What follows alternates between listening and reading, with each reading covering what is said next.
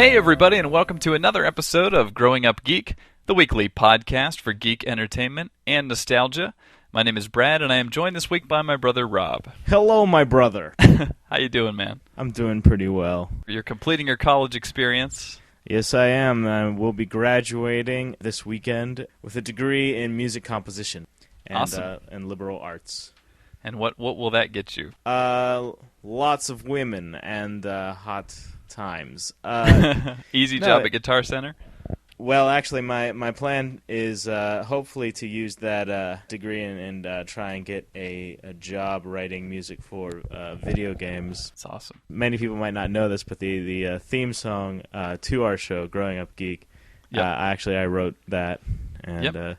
so that's a little taste of kind of like, hey, I thought I'd write something that sounds like an 80s video game, sort of, Yeah, but not. You did that pretty quick, too. I just asked you for something retro, and you whipped it out, so... Yeah. Ugh. Okay, you kicked it out. Maybe. I kicked it out. There you go. See, you can tell which one of us doesn't have a major in music composition here. But all right, well, let's get right into the news, shall we? All right. My favorite news story. Go ahead. It turns out that if you go on eBay, you can buy Burton's original Batmobile from the 1989 Batman movie. We're talking, it's a functioning car. It's a Chevy, small block under the hood. It has the slide out door thing that you have to get on top of the vehicle to jump down inside the cockpit. That is so sweet. Does it actually like motorize? Yeah. That's awesome. Because they didn't have the effects as down back then, so they actually had to build these things and have flames shoot out of the thing in the back. That was real stuff. Yeah. And right now it's going for $500,000. That's not bad for a Batmobile. Yeah, I mean it's $500,000. Yeah, I guess if you look at it that way. Yeah. Yeah. I would like to think that there's a guy somewhere who only has $500,000 to his name, who pours all of his savings into this so that he can roll into his low-paying job in the parking lot with that thing. Park it next to his trailer. Yeah, exactly. Next to the above-ground swimming pool. Yeah. But no, have the thing slide back and have his coworkers look and just be like, "What's up?" That'd be awesome. Well, sweet. Batmobile, go get it on eBay. To our wealthy listeners. Jay Allard. Yeah, there we go. Another shout to Jay Allard. We'll try to work him into every show if possible. Yeah. Okay, so moving on to my favorite news story of the week. It's a good week to be a geek, I gotta say. Grand Theft Auto 4 is our main topic this week. But on top of that, everybody probably already knows about Iron Man, the movie based on like the Marvel comic book, which is out right now and is taking names at the box office. But that's not the news story I was interested in. Actually, to my surprise, I'll say I wanted to see this movie. I'm sure most geeks probably want to see this movie, but there was a lot of people that were skeptical at work for some reason. When I would overhear conversations, especially females talking, they would be like, "That doesn't look that good. It looks kind of stupid." Well, to them I have to say this. Rotten Tomatoes just rated Iron Man as the #1 most highly rated movie of the year. It got a 94% out of 172 critic scores. Wow. And for those who don't know, that's an aggregate review site. So yeah, 94%. That is awesome. And so it says right on the front page, the most highly rated movie of the year is Iron Man. And I was like, are you crazy? And sure enough, awesome reviews are pouring in from everywhere. As if you needed another reason to go see this, if you're listening to this show, Iron Man is out and is supposedly awesome. So I'm now less embarrassed to take my wife because, yeah, it's probably going to be something she'll enjoy. The interesting thing, as we're talking about Grand Theft Auto 4 today, is that Iron Man is... I remember there was actually concern about the release date for it because they realized that Grand Theft Auto 4 was coming out the same week. So that's just an interesting fact about how the video game industry really is now bigger than ever and kind of casting its own shadow against things like music and movies and comic books and all other media. It's really grown to a substantial market. So speaking of all of these huge releases, Grand Theft Auto 4. Grand Theft Auto 4. We have been playing it for about a week now since its release, and Grand Theft Auto 4 is about an immigrant named Nico Bellic who comes to America from quote, the old country. It's somewhere in Eastern Europe. The game never actually specifies, and it had previously been reported that he was Russian, but that's apparently false, as Nico says things during the game like, I'm not Russian. Right, so, he challenges that after somebody calls him a Ruski. Right, but he arrives in Liberty City, which is basically modern New York setting. He stays with his cousin Roman, and the two are clearly seeking the American dream, but how they get there may be, shall we say, on the sketchier side of the law. It's safe to say that you and I, each year, we look forward to the Game of the Year awards, and we kind of pick, throughout the year, what's going to be, which of these games are going to be Game of the Year. And this year, Grand Theft Auto may have taken the fun out of it, because the reviews coming in for this game are ridiculous. Yeah. I remember you actually were looking at the GameSpot site, and you just started laughing, and I said, what? It was a 10. A 10. Perfect score. A perfect game, apparently. Now, that's a site that doesn't give out 10s very often. Yeah, neither that or IGN have ever given out 10s since, 1998, whenever Zelda Ocarina of Time came out. Right. And Metal Gear Solid. I think Tony Hawk, Tony Hawk 3 might have also earned a 10, but it's since then it's been very, very rare, and to see multiple video game websites giving this game a perfect score, I mean, that turns more than just a few heads. Yeah, so on that note, we come into playing this game, and of course it sets a hype level that you gotta imagine kind of hard to live up to, but you are a longtime Grand Theft Auto player. Yep. Having done San Andreas, Vice City, I think all the way back, right? Well, I dabbled a bit with GTA 3 after playing Vice City, but I didn't find it as enjoyable, so I've played all the way through Vice City and San Andreas, and yeah, I mean, we had been anticipating this game since it made our most anticipated games of 2008 list. Yes. Both of our lists. And so let me ask you, as a veteran to the series, how do you think this game compares? Give me your thoughts on the game, especially focusing on previous GTA. It's everything that a Grand Theft Auto game should be, and like we said, we've only had it for a week. Right. But my 2 cents is that this thing is perfect for everybody, except for those who don't like, maybe the subject matter. The game is definitely amazing. From the get-go, from the intro, you're in for a treat, Right. The biggest and best part about Grand Theft Auto, in my opinion, is the acting, the writing, and especially the characters. Right. I mean, you can just see it in the billboards that are hanging all around major cities, that they're not advertising the cars that you drive or the guns that you'll shoot or anything like that. They're advertising the characters in this game. Right. And they all live up. There's all these different type of archetypes that you'll encounter. Greedy people, sort of ambitious people who are kind of kicked to the wayside, comics, drug addicts. These characters have layers. Mm-hmm. They do questionable things, but in a way you don't find yourself thinking that it's unrealistic. Mm-hmm. It's not as if these have all been written by high school students, or fraternity kids. Right. Just like, yeah, man, wouldn't it be messed up if, blah, blah, blah. Which is what I think the media would have you believe about Grand Theft Auto. And certainly the audience is that fraternity kind of, the target crowd. So supposedly. I mean, I kind of have to debate with that. I think Grand Theft Auto is one of those games like Gears of War where it really appeals to a broad range because there's so much to do. I personally have been playing a lot of the story missions, a lot of the primary things, and am interested in kind of just what's going on with the character of Nico, right? And just his past.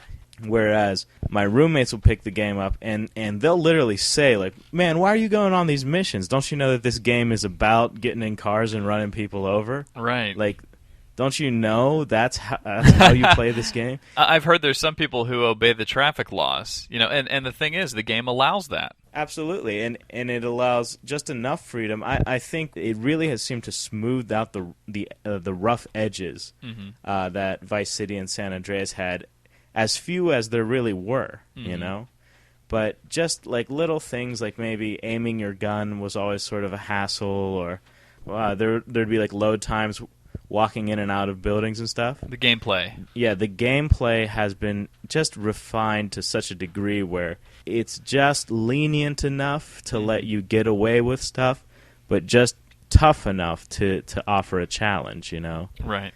But like with all Grand Theft Auto games, one of the most impressive feats I feel is that despite these places being so huge, you never really get lost. It's kind of like you'll recognize this area of town that you're in or something like that.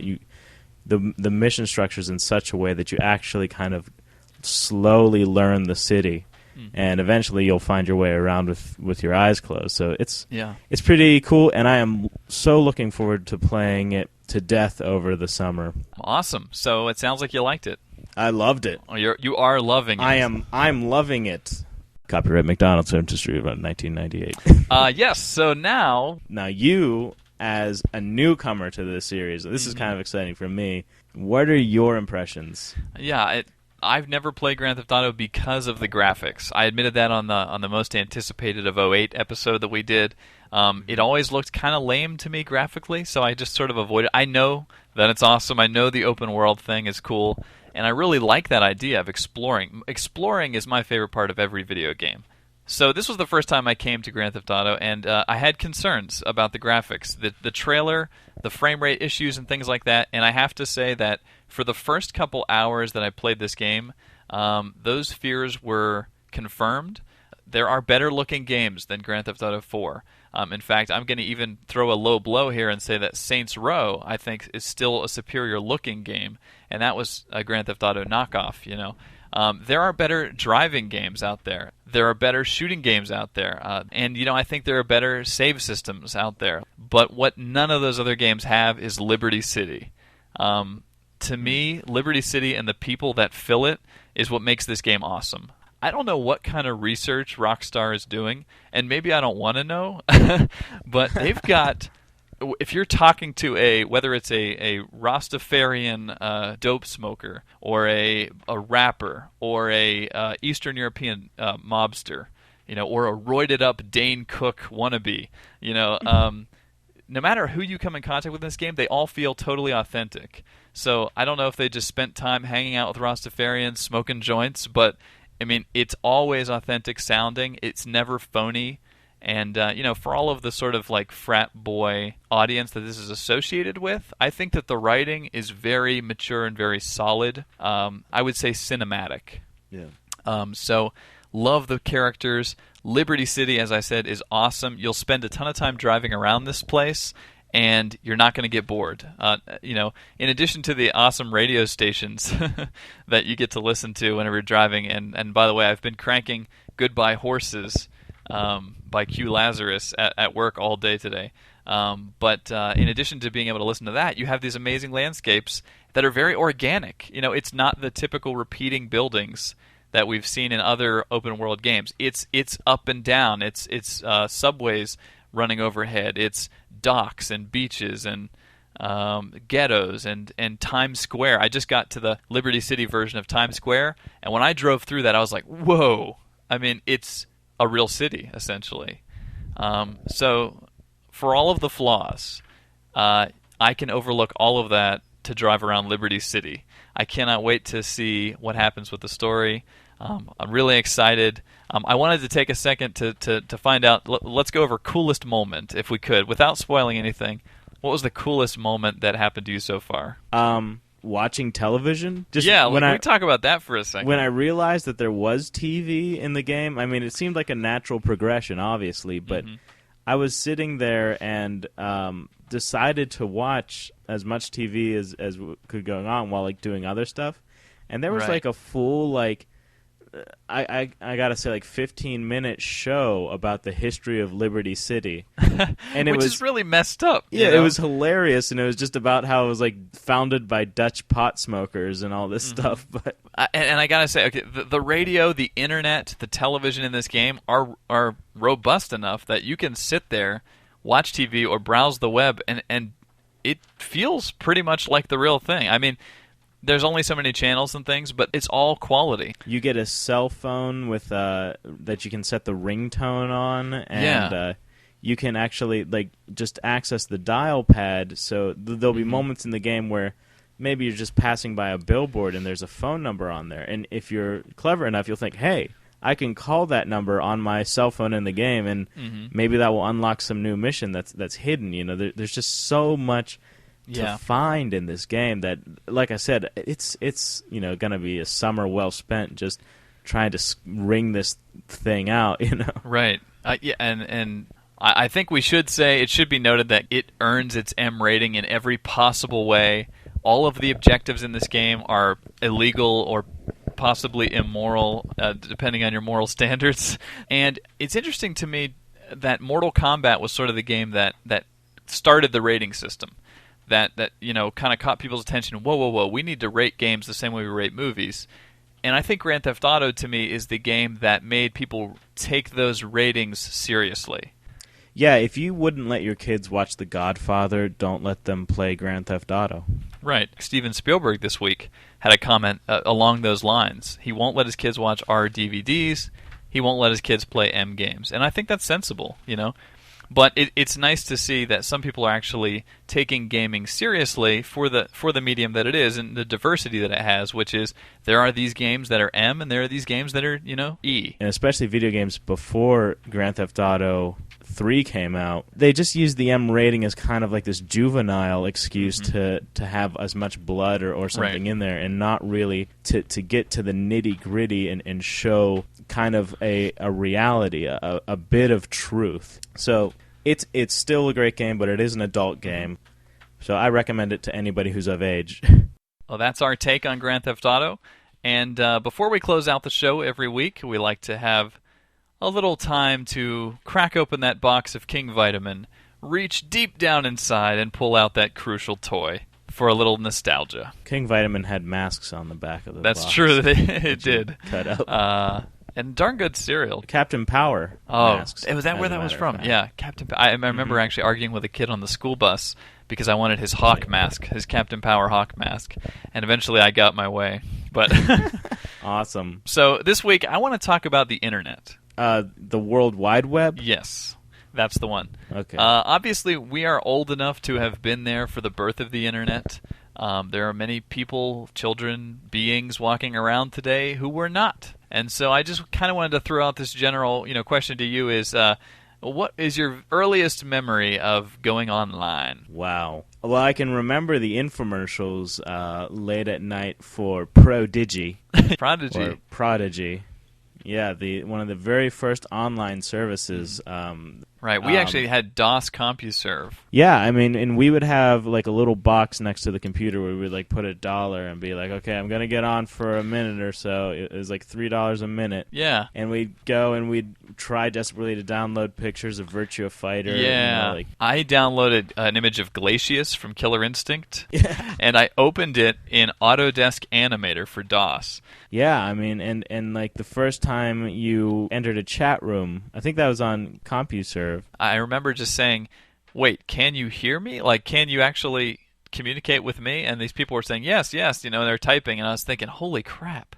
I mean, I can remember just, oh my gosh, antagonists online. I won a Jolt Cola jockstrap from one of the message board posts that I did, which was actually about console warfare. And I never actually collected on that jockstrap, but somewhere maybe they still have it for me.